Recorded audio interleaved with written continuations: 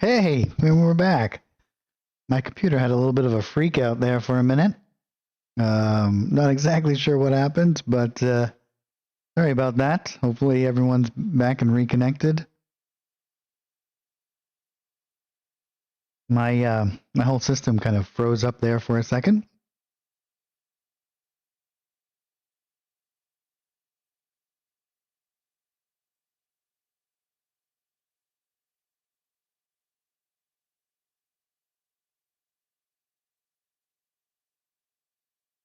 Yeah, your complicated question.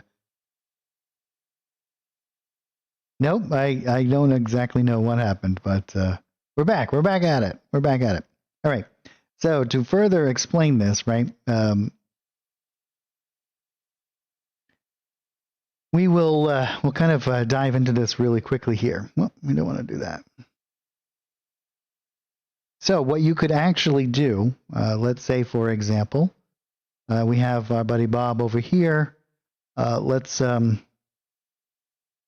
off his line of sight, and over here we'll turn off the top area here, and we'll just grab. We'll say that here we have rotating platform for some reason.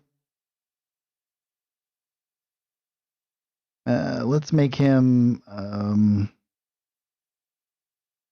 another part of the team. Drop him over here. So if you wanted to keep your line of sight all separated here,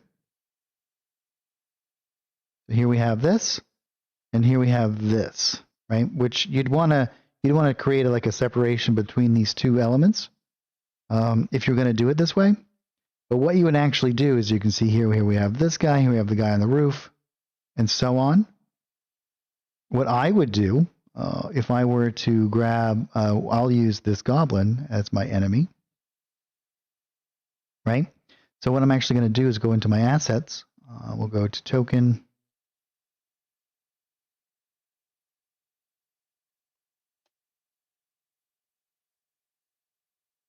And I would just grab a dummy like this. And even though you wouldn't have automation on the playing field, let's say he's over next to this. Because this is just dragged in from there, it's not going to have any connection to the combat tracker. And you could even do this if you wanted to make sure that there was no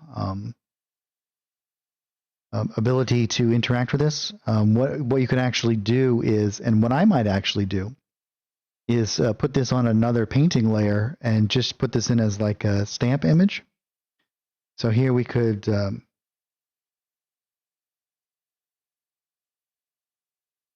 then you can move them, especially it's all on one layer, you can move them all at the same time. Let me demonstrate that. We made a painting layer, we said called this one Goblin.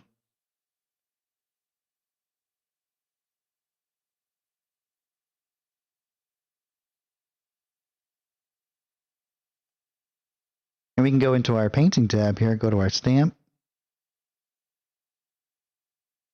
And I'm going to stamp him right here. And then I'm going to stamp him right here. And now what I can do is move this around. And you can see it's going to interact exactly the same on all of my playing fields. Now you can't interact with this in the same way. We can even just snap to the grid as we move.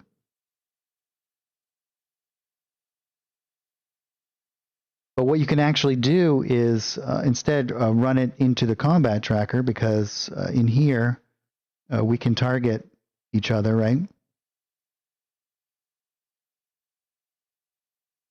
And then this will all of these guys can target the same goblin that's in your combat tracker. It's just not going to be represented on the playing field. So that's another way that you can kind of interact with them, having them on separate areas. And you can see if we go back into our play field here, here we have this guy can see him, and he can see him. And they don't have a shared vision of what they see. So then you can have actual encounters on the inside as well, all of that stuff.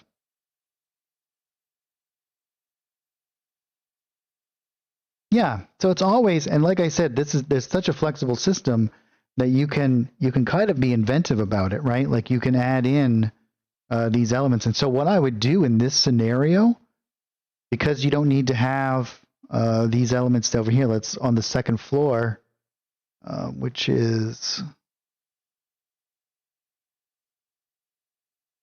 right. We have this. We don't need this layer on this side, so we can just delete this right here. And on this side, we don't need the second floor. Well, we do need that part, right? So we would need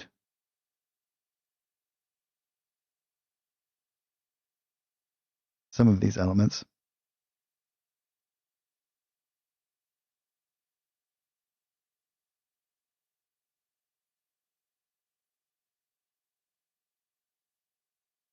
I don't know. I have strange things afoot. But you would definitely want to have. Yeah, let's just get rid of this.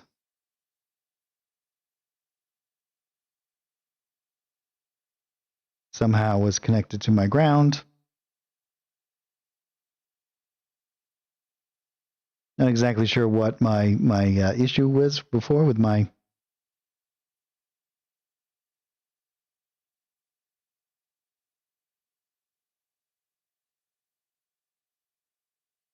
But you get the general idea there.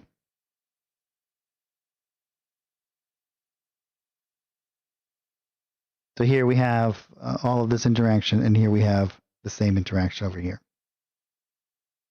And as we move this around, we just have to have this open. Yeah, I would too. I kind of enjoy that stuff as well. And if you had a particular type of visual kind of thing here, right? Like you could say, like, as these elements move down, because you have your goblin as its own element here, you can drop this down in underneath and have them hide, which you can't normally do without line of sight. So you can do lots of cool stuff.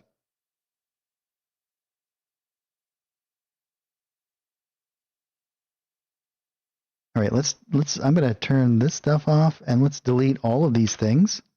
And now we're going to do also, let's do this. Move our combat tracker here. Now we're going to do some wagon tracks really quickly.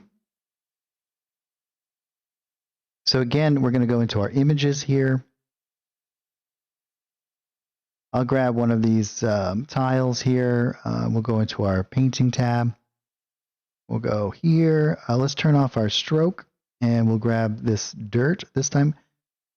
I'm going to use this lighter dirt so that I can demonstrate things a little bit easier. We could do it either way, but it doesn't really matter.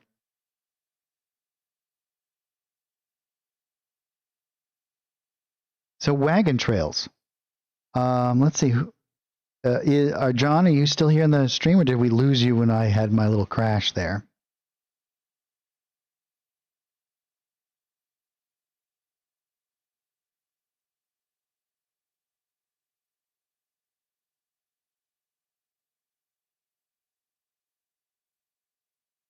Oh, great. So, are you doing like muddy? You want like wagon trails that kind of bleed up around the edges?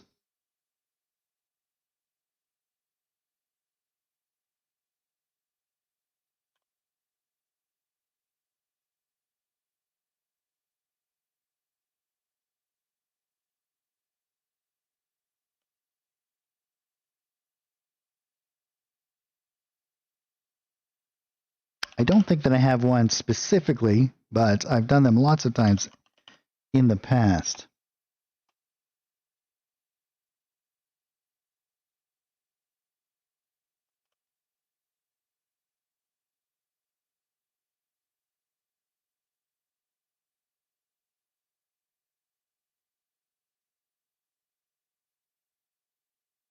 Yep. So like it's like kind of dug down into the earth, and you have a little bit of clumped up earth on either side of where the trail was.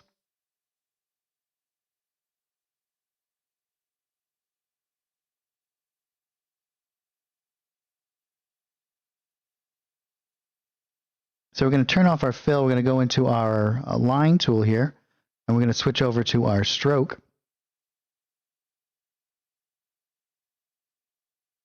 Yeah, rep. Great. Okay, so what we're going to actually do here, I'll create a new painting layer.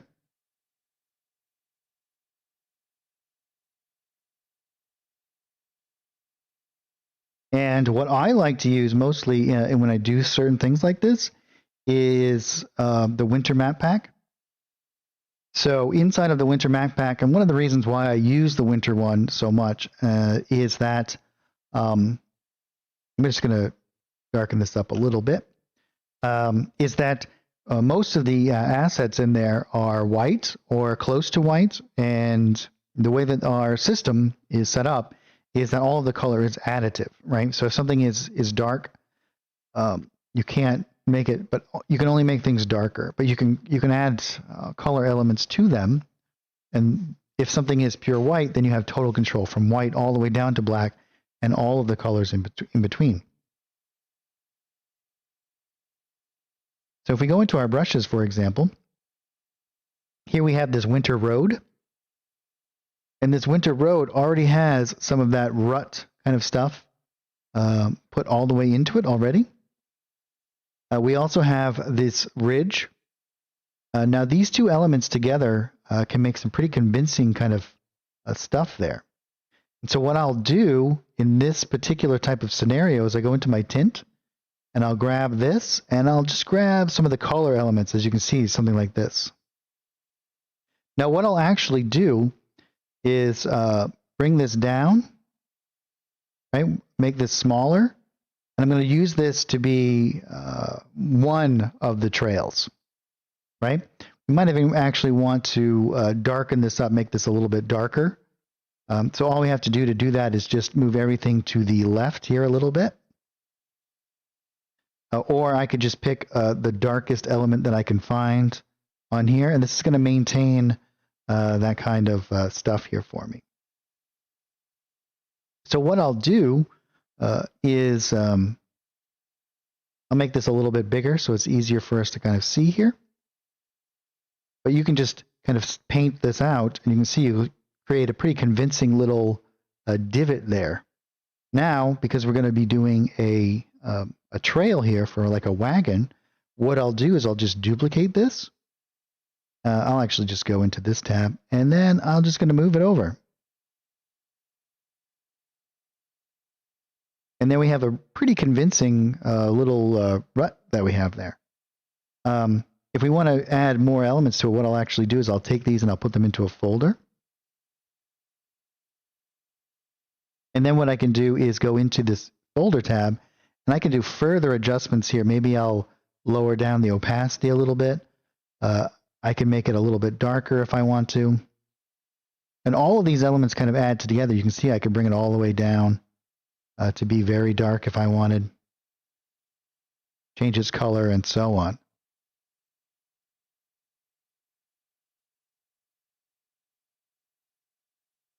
Now if I want to add in like a little bit more of a mound in the center there, now what I'll actually do is probably on this first layer, or probably on the second layer, I'll go back into this mode here. I'll grab this hexadecimal code, I'll hit Control-C, okay? Drop this in here. And again, I'm going to make this quite a bit smaller. I'm going to lower down its opacity. Well, actually, why don't I put it on its own layer here so I can make further adjustments to it. And then what I can actually do is do something similar down through here.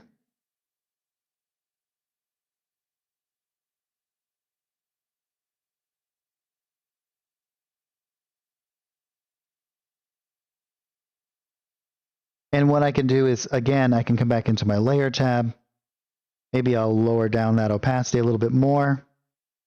Maybe even make it a little bit darker.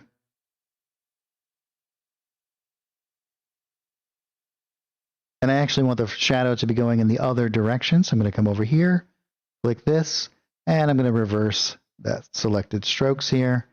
And you can see I can make my adjustments there.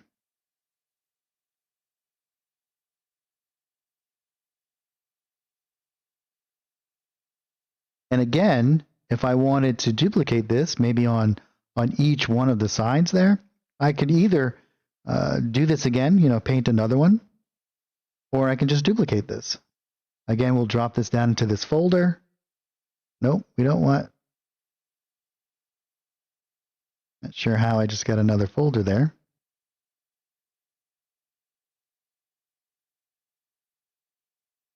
Did I duplicate the folder? No. Let's see here. Here, duplicate. Yeah, there we go. And then I'm going to double click this, and then I could just move it as one piece. Or I could just come into my layers tab, and we can move it this way. I could duplicate it again, and then move it on to the other side.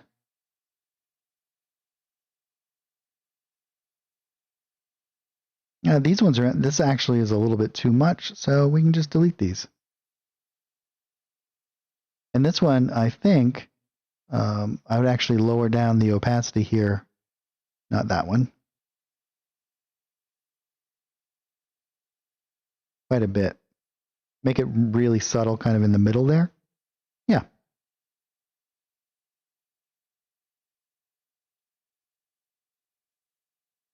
Now, what I would do at this point, like if I wanted to, I would go back into here, and I would want to break this up a little bit. And so I would go into my effects over here, maybe grab something like some of these textured elements, or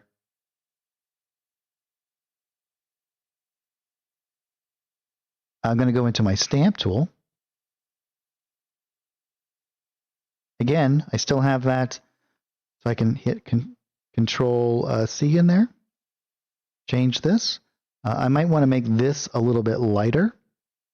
So no, I don't want to do that one. I want to do this. Here we go. And I might lower its opacity a little bit. And stamp some things around like this. That will help break up some of this, especially if I wanted to fade this off into like, I would lower its opacity quite a lot. And we could use all of these different elements in here.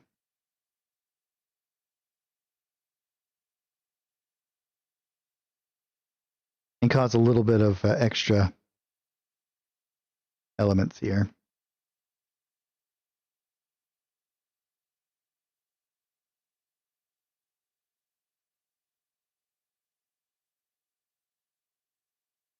Yeah, very cool.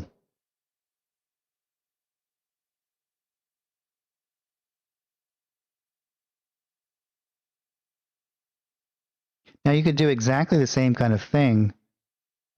Let's say we wanted to do a worn kind of trail, right? So let's go in here. Yeah, you're very welcome.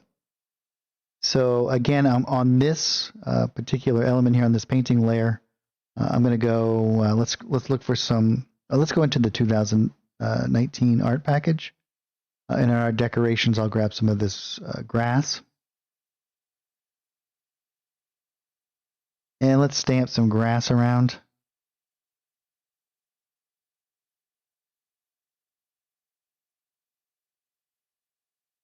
Maybe something like this. Create a new painting layer. Now maybe we want to do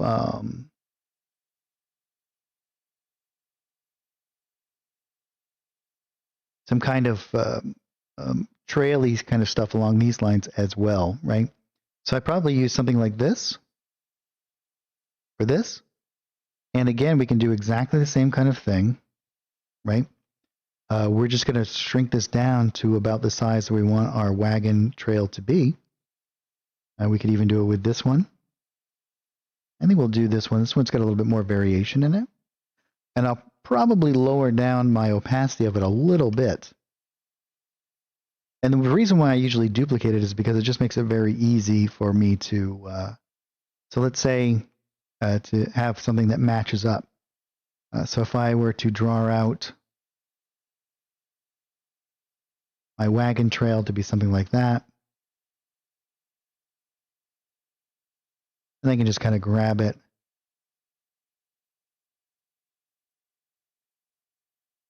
Of course, this shape is not going to be exactly where I want it to be. And then we can alter this a little bit to match up. So if we were going to do something that was,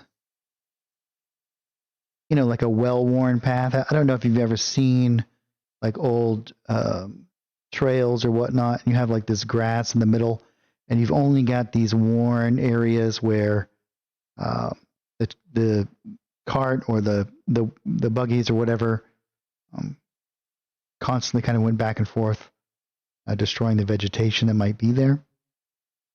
And then I would always put these into folders so that we can make further adjustments based off of that, right? We might want to actually change our color here a little bit.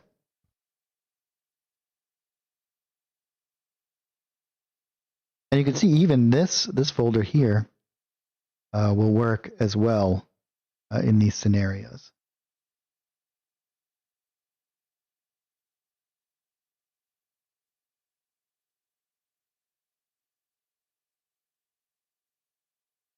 Yeah, super easy to do. I'm not using a tablet, man. I make these maps on my stream. I'm just using my mouse.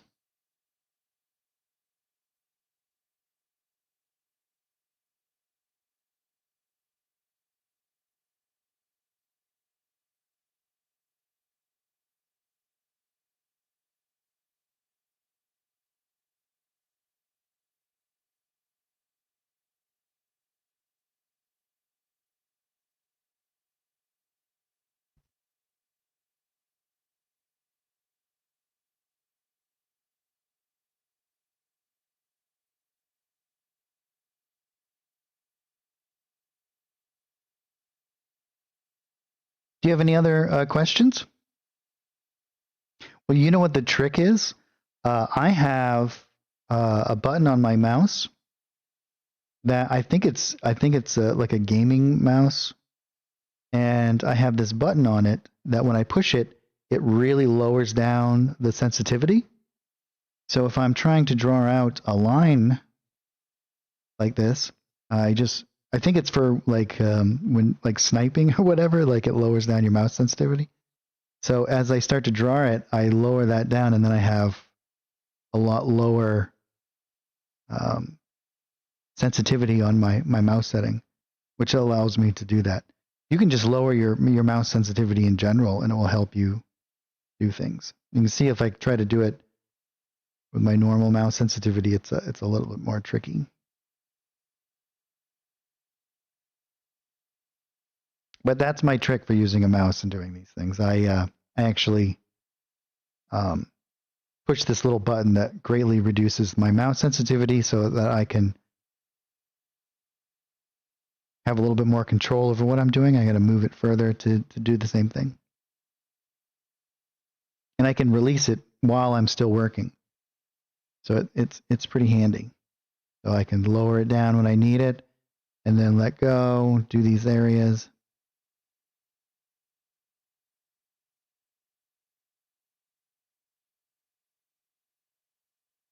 Can be super helpful.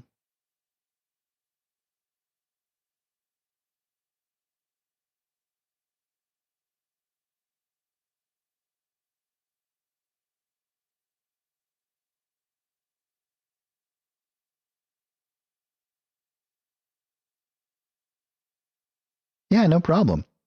The other thing that you can do if you're trying to really exaggerate the realism of these things is what I like to do is I'll put like rocks in here and whatnot. Can be super useful, and I actually have some rock brushes as well, like these.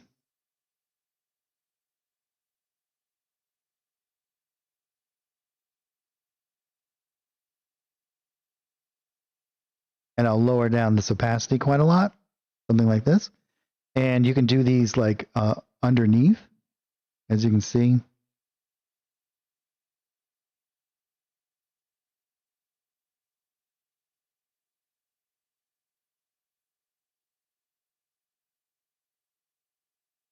And again, what I would do is, kind of make these. You can do lots of layers of images.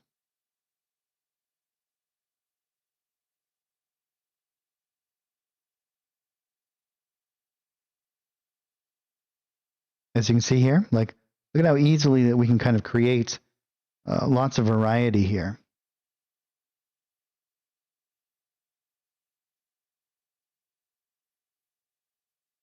We can kind of come back in and make any of these adjustments that we need. Stones that kind of get pushed aside. And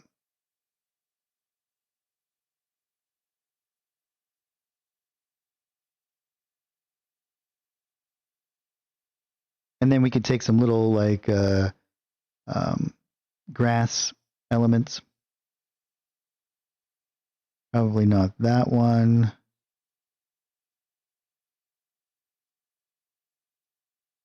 We might be able to use some of these ones from the like the desert out package.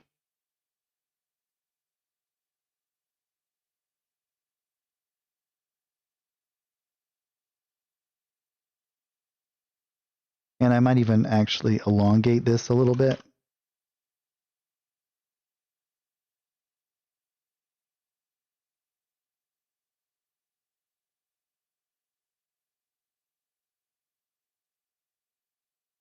Howdy, Aaron.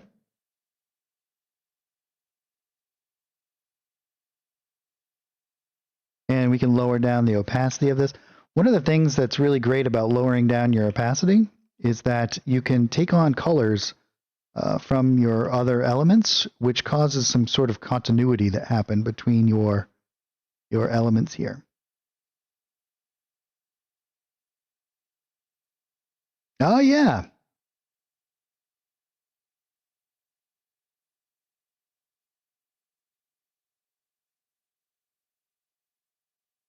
Yeah, there'll be a little bit of overhead for adding additional layers, but it's not, the layers themselves are more like separating factors from the images that you're kind of working with. So basically, this is the way that the system kind of works, right? Is that one of the reasons why I use a lot of the painting system, for example. So let's say we have this one image, right?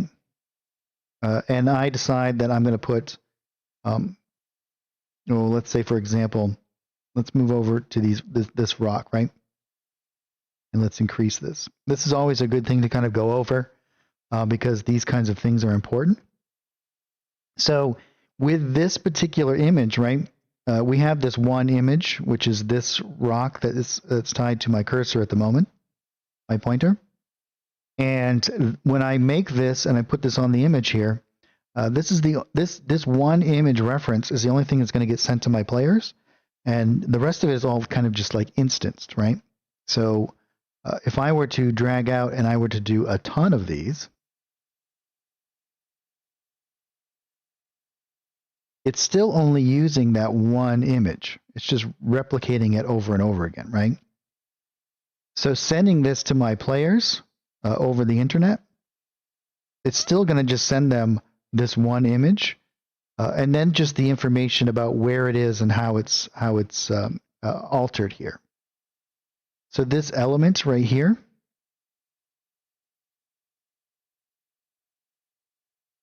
really doesn't take a whole lot more overhead than if I were to take this exact same image and just stamp one of them. So as we add, the one thing that you do want to think about is the number of different images that you actually put into your work, not necessarily how many times it's used.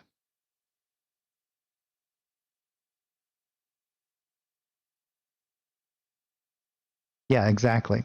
So it's not It's the same thing too. Obviously, if you make a lot of different layers, there is going to be some overhead for.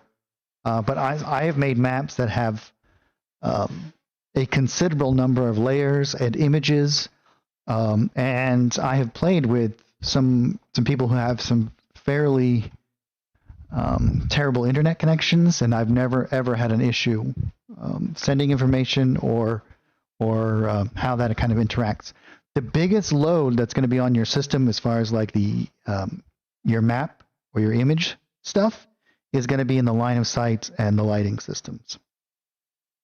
So the more occluders that you have set up for your line of sight, that will have the greatest impact on overhead. And this is also why I always try to create most of these maps with painting layers, because the painting layers themselves, I think, are the most efficient as far as the way it goes. Hopefully that answers your question a little bit.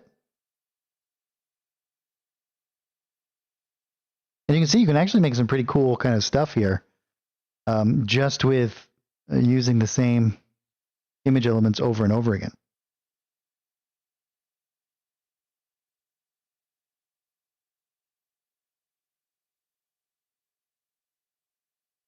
Yeah, exactly.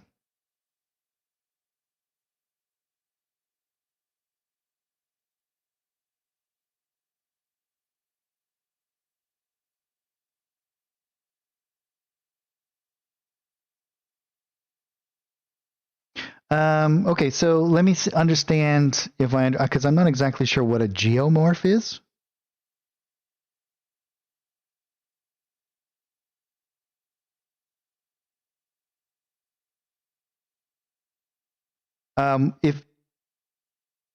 If you're talking about, well, let's say, okay, so here's another example that might clarify, right? So like this let's go back to our interior map pack here. And in here, we have some pre-made images. So let's say, for example, I'm just going to drag and drop this out here. Let's say this image itself is maybe like 2 megabytes, right? So this image, in its entirety, is going to get sent to my players. Sure, right. So we can do the same kind of thing here. Yeah, let's take that as an example, right? So let me just delete this particular element. And we'll actually go into, if we go into the 2019 art package, we have some tiles in here. So like these dungeon tiles. And there's quite a lot of them. What these are, just like setup blocks that you can kind of snap together, kind of like what you're talking about here. Right, so we have all of these different corridors and things, and basically you can kind of drag these out and snap them together.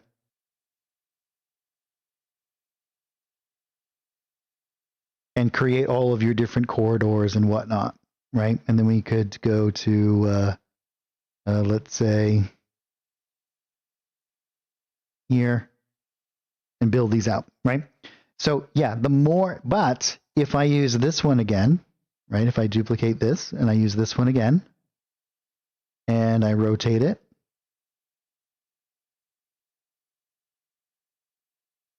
and stamp it here, what the system is actually going to do is it's going to take this and it's going to send it. And if I use it multiple times, it's still going to only send it one time, right?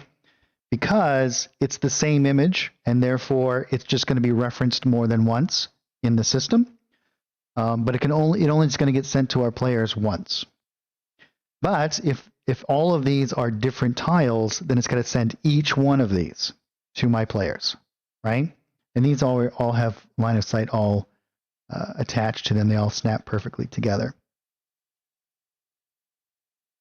So as we kind of progress through that system, right, if I were to use lots of individually unique items then that's going to bog down not necessarily the system once it's sent, but it is going to require a lot more bandwidth to kind of send that.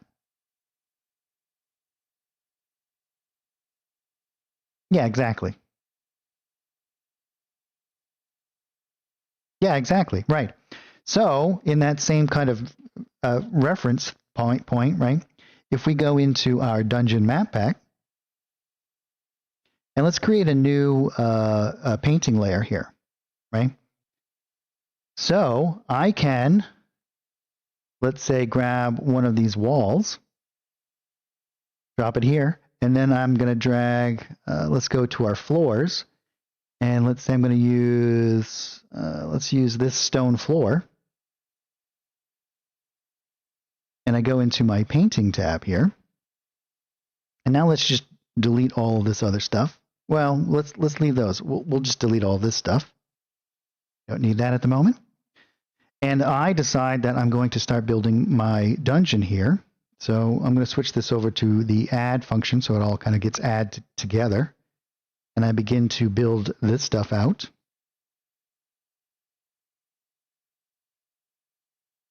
And I build an entire dungeon this way.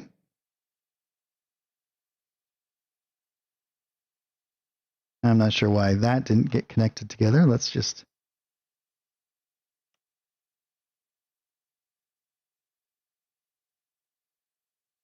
Interesting. Yep, something just happened there. Anyway, if I were to come back in here,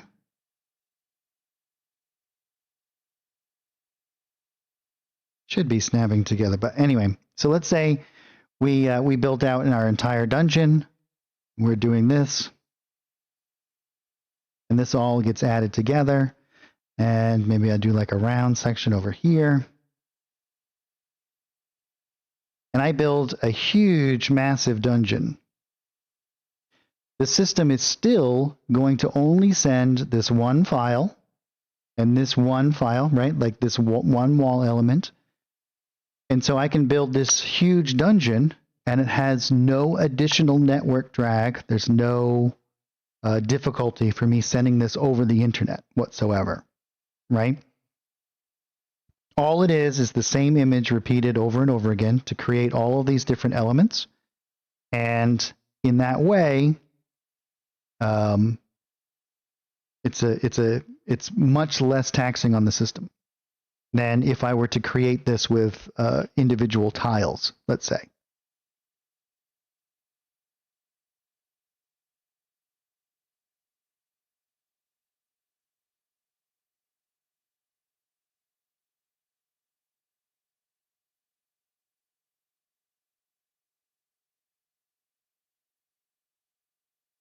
So you can achieve exactly the same thing in the painting tab, just with a lot less of the same image elements, right? And then what I can do is, instead of using other variations, I can do like an effects layer, and then add that to this to create all my different shadows and maybe color variations and so on, which that's just going to be metadata that's going to get sent across, right? This all what it actually does is it sends the information of how to rebuild this map on their machines, which then does it for them. So we could create, let's say, for example, an effects layer, and we can go to adjust colors, and let's lower down our brightness here. And I'm going to, well, actually, what I should do is, let's delete that.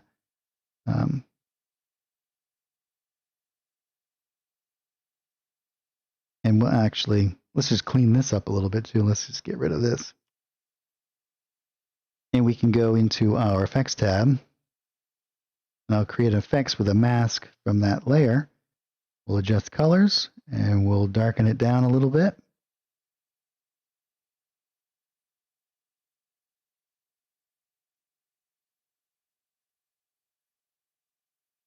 Let's see here.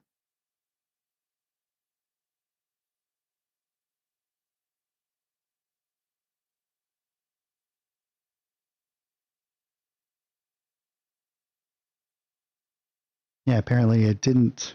Wait, let's delete. Let's try that again. It is the right layer, yeah.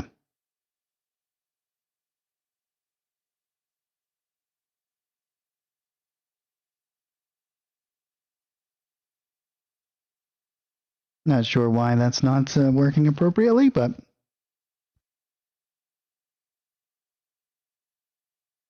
either way, so you can do something along these lines, and then we can come in here and let's hide area. We'll do a little bit of an ambient.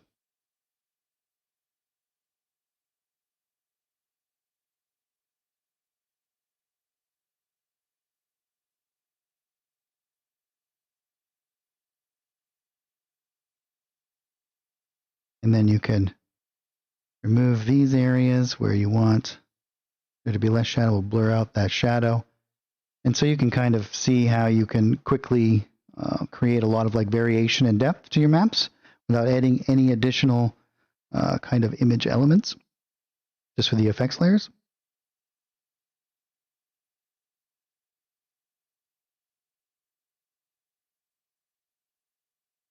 You don't necessarily need to reduce the size of your geomorphs. You might want to just look into,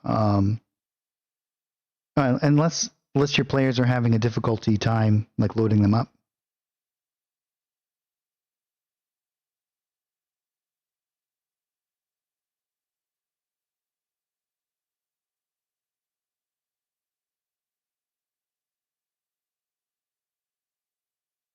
Yeah, that's probably true, Aaron. We can't, obviously, without knowing or how those things go, it's hard to say. But as long as you're not running into issues, I'm sure everything is fine. But let's say, for example, you were trying to recreate a massive dungeon, like let's say, for example, you were trying to do like the Dungeon of the Mad Mage, right? You could do that. You could make that entire dungeon inside of Fantasy Grounds if you just wanted to stick to a few different assets, and you would have no problems loading that or sending that over the internet. Whereas if you did a single image or a collection of many, many different images, then you might run into some issues.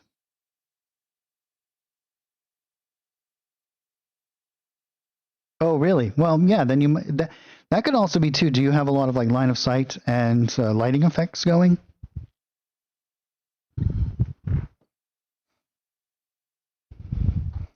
Or is it primarily just like images?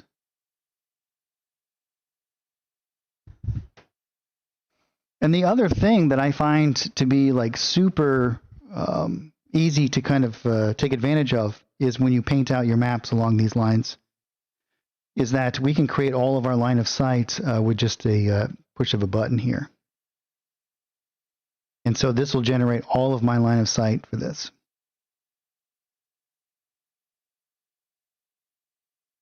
With no added additional kind of elements needed.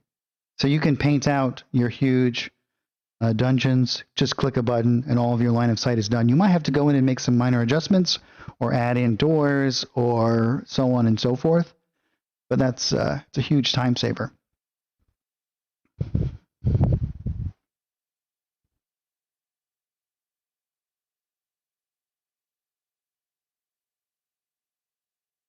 Yeah, well, I mean, it could be a combination of different stuff. Yeah. Yeah, you can limit the size of your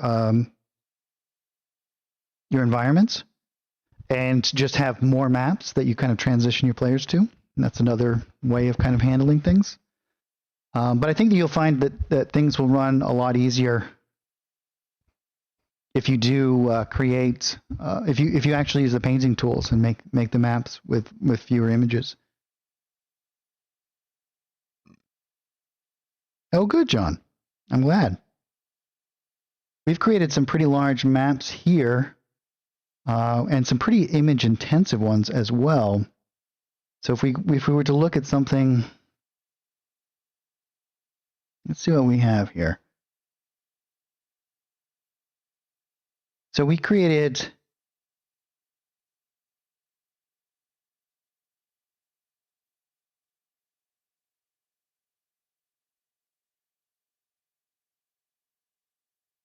Oh, we have this one. This is a pretty large map that has quite a lot of not large necessarily in the scale of the dimensions, but a lot of painted layers kind of going on here. So what we did is we created, and we made this one a while ago. This is all made with just painted image elements from our official map packs, and we created this nice little water scene and all of these jungle elements. But what you can see here is there's lots of the same image repeated over and over again.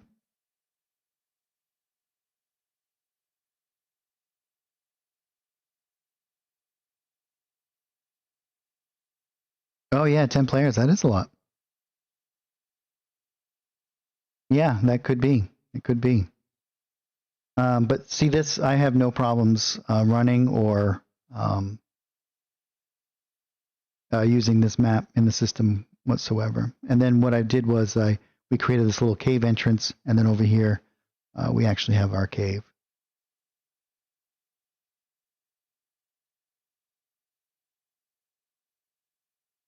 So you can get a lot of different image elements and a lot of different or pretty high fidelity maps just by using like the painting system.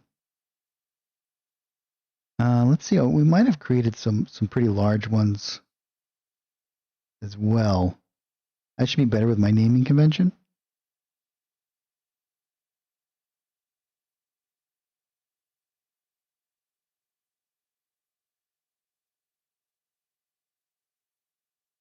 What is this one?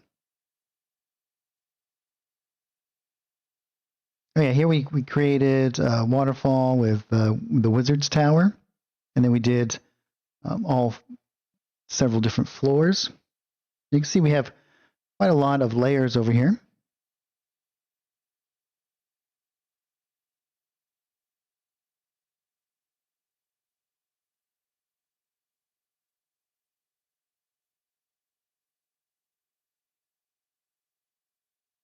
It's not a particularly large map though. We made, I went through,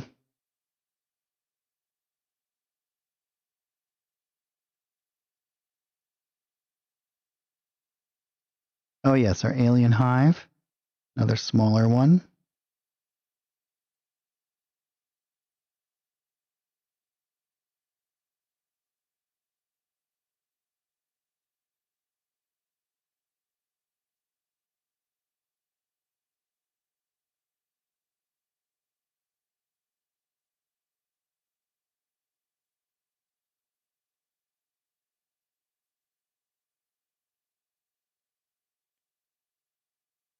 Post-apocalyptic settings. Oh, I think this is a rather large, as far as like scale goes, rather large map. You can see we did like a space scene.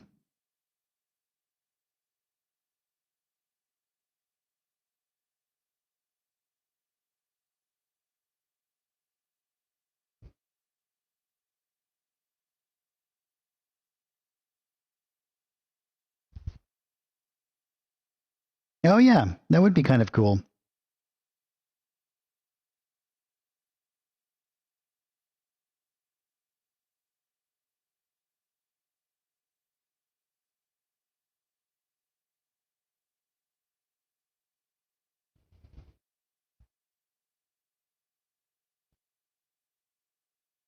Oh yes, this one has quite a lot of different lighting effects and visual effects as well, although it's not particularly large.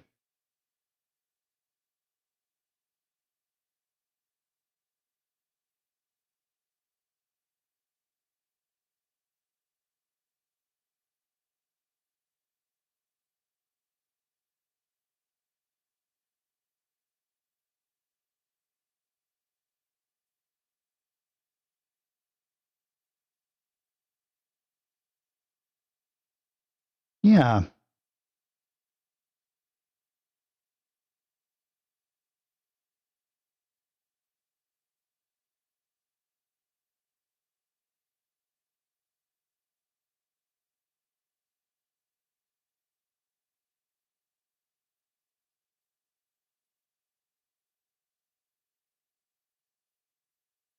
dungeon examples.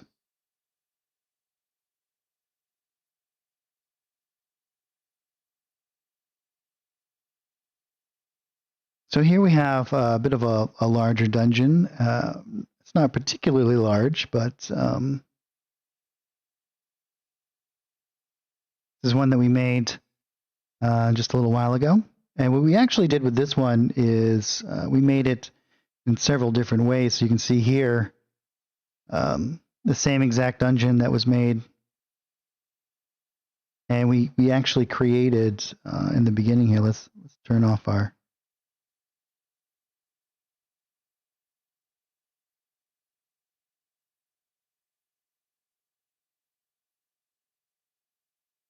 That's rather interesting.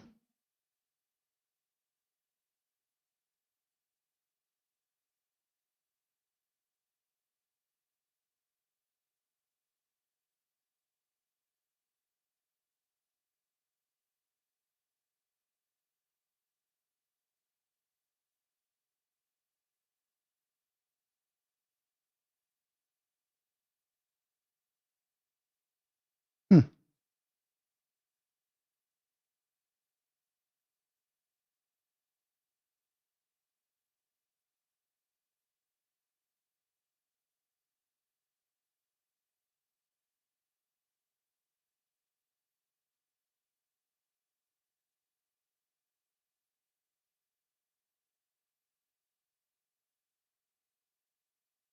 Do you have any more questions about any of that stuff? Or does anyone else have any more questions that I could possibly answer for you?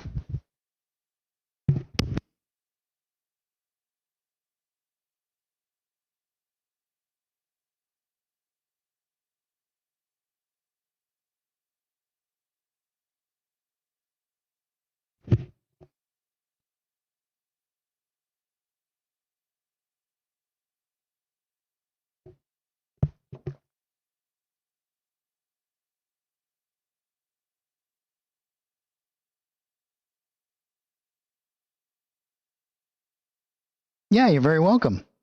Yeah, whatever I can do to help, please. I'm always very happy to try to do as much as I can to facilitate better maps and better imagery inside of Fantasy Grounds.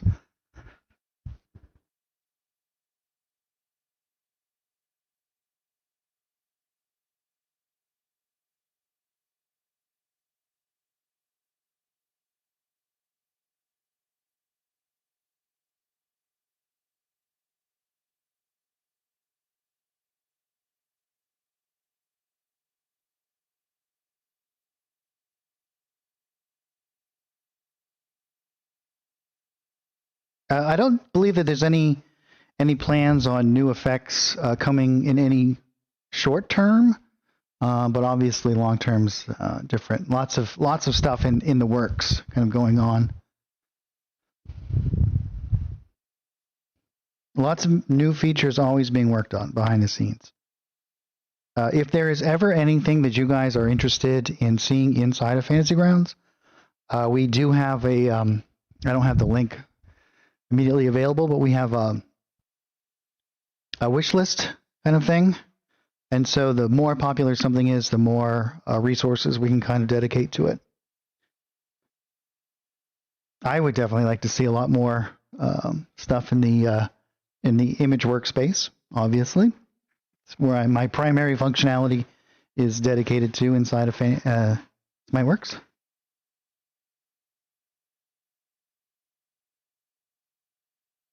Also, if there's any sort of art packs that you guys would like to see, or if there is anything that you think that is missing inside of an art pack, let me know. I'm always open to suggestions. Obviously, the primary focus is usually fantasy stuff because that's the most popular. But I really enjoy doing. I have some more sci-fi stuff that'll be coming out, as well as I did been working on modern military stuff as well.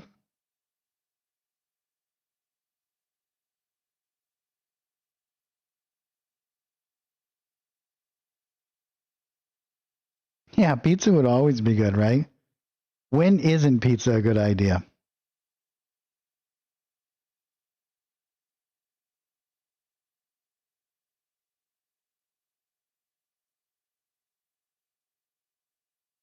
Oh, yes, that's the one that I did for.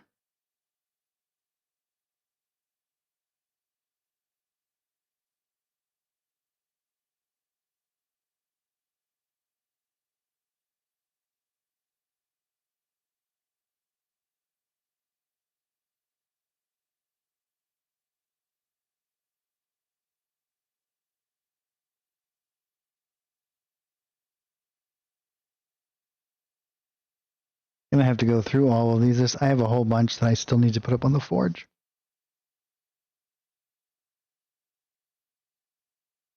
So Spencer, you're going to be joining our game on Thursday evening. That's exciting.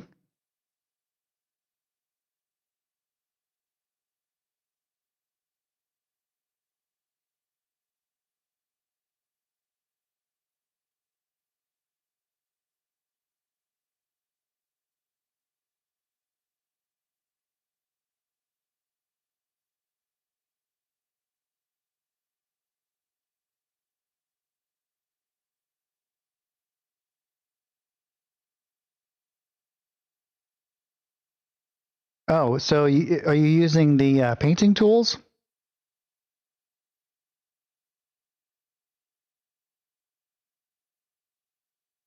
Yeah, I don't know if we're the cool kids, but we're something.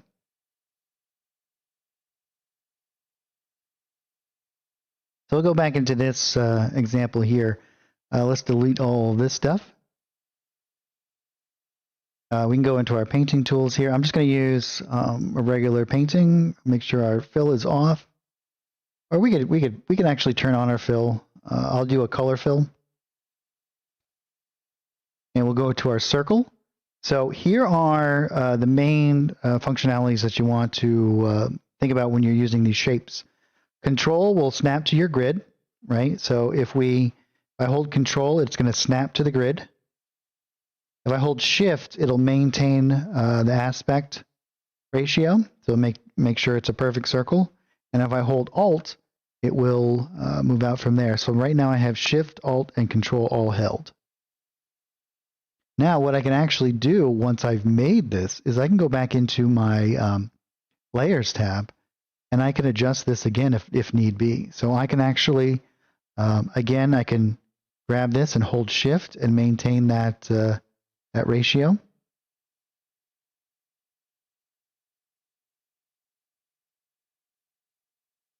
Now this is actually a really good trick if you guys are interested in this. So let's go into our painting tab, and you can see how many little dots that we have here. Now let me create another one right here, about the same size. I'm going to hold down Control, Shift, and Alt. Now you can see how rigid this one is. Now you can see that this has a lot more occluders than this one does. Not occluders, but control points, right? So the control points are kind of based on the size of the image itself. So if I were to come over here, and we can make a nice large one.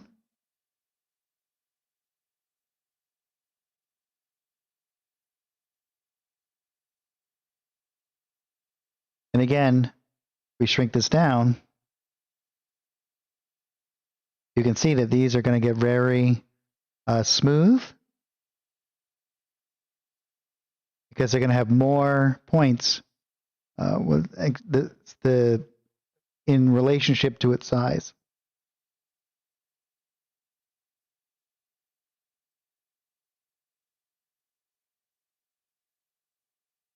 So once you create something like that, like let's say if we want to, let's switch this back over to here. Let's make this 1 square wide here. And I'm going to hold down Control, Shift, and Alt, so I'm going to grow out a circle from here. And you can see that I can snap to the grid as I move, so it's going to go half increments each time. So I can know exactly how big this is as I begin to create that. Now the same thing is going to be of the rectangle as well. I can hold down Control, and I can snap to this element here. So if I want to create something from there, but if I hold down Shift, it'll maintain a perfect square, not just a rectangle. And Alt again is going to come out from the middle.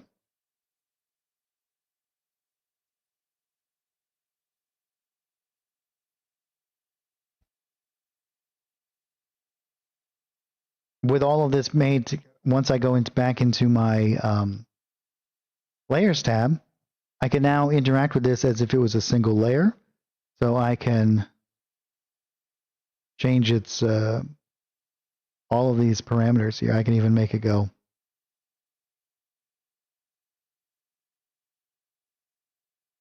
And if I hold Shift, I will maintain the ratio, the aspect lock.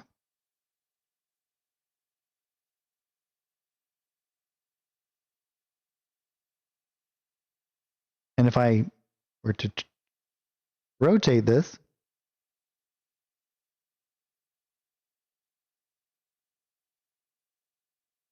you can actually do some really cool, kind of interesting stuff. You can actually make isometric maps really easily this way. So if you were to, let's say, build out a section here,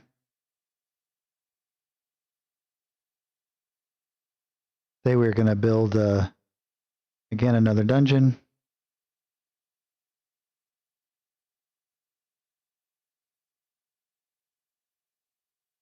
Kind of haphazardly putting some stuff around. Right, so we create our little dungeon here. We can go into our I have the formula somewhere for doing this, but you rotate it a little bit, and then you squash it.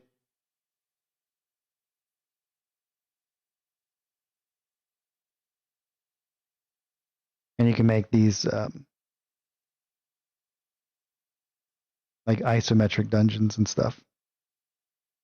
Then you just have to change the grid to whatever's appropriate for it.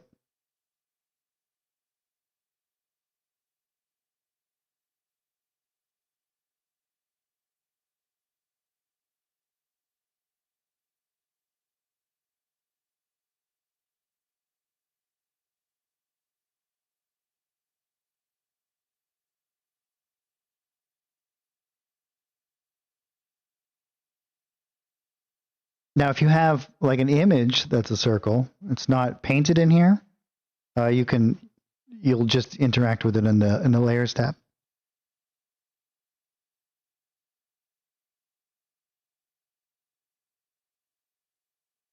It should be also noted that anything that is, like if I were, for example, to do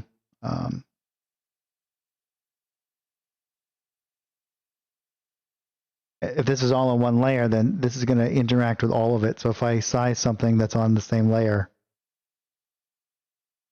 it's all going to be there together.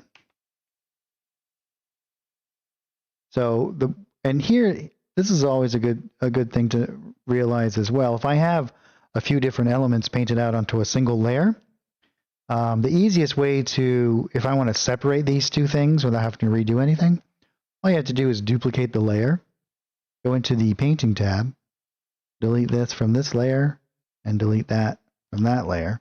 And now we have two separate layers here, each one with its own individual element here.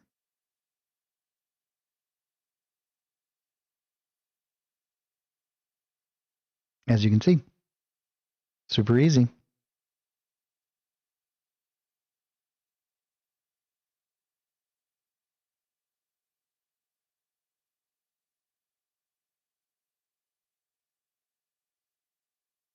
Any other questions?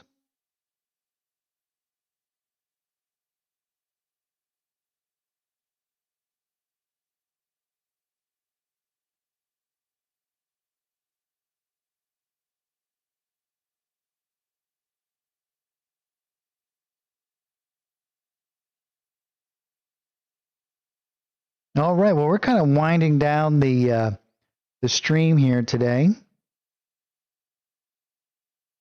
So I stream I try to stream every Saturday from 3 p.m. And then we run till about 5 or 6. And we go over all of this stuff. So if you have any questions, we're going to start a new map this next Saturday. Yeah, you're very welcome, John. Anytime you have any questions, feel free to pop in. All of these do get put up on YouTube as well. I believe it's streaming on YouTube right now in addition. So if you ever want to go back and check something out, or if there's something that you missed, you can always go back and see it there. In addition to that, if you guys have anything that you want to see me make or whatnot, feel free to let me know. We can build all of the maps that we want to. Last week we finished up this street that we made. So we did like this little auto map, this kind of like cyberpunkish environment, urban environment. And this has all of the lighting and line of sight all connected to it. If we grab our buddy Bob and throw him in here, you can see that all of this is all set up here. We have these big windows, and we did some cool kind of neon sign effects and stuff with these little incidental lights. We have some nice light that kind of spills out. We did our flickering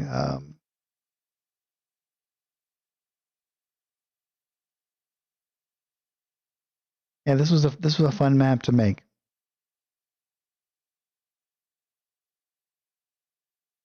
So I'll finish this one up, and this will end up going up on the Forge as well. And the next batch.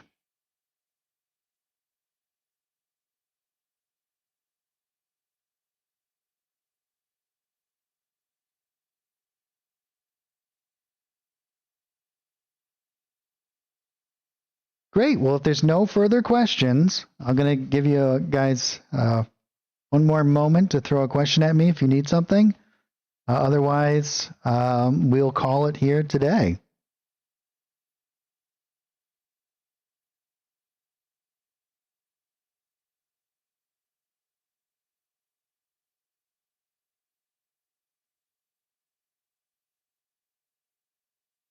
So thanks everyone for joining me this afternoon. I always look forward to this stream. It's super fun. And I really enjoy it. Hopefully help you guys a little bit creating your maps and making a more successful Fantasy Grounds experience.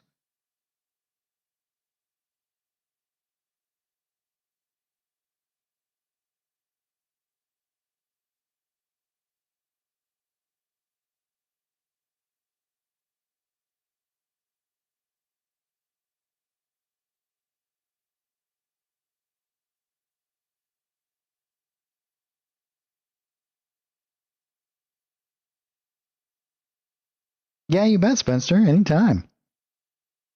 We'll see you Thursday.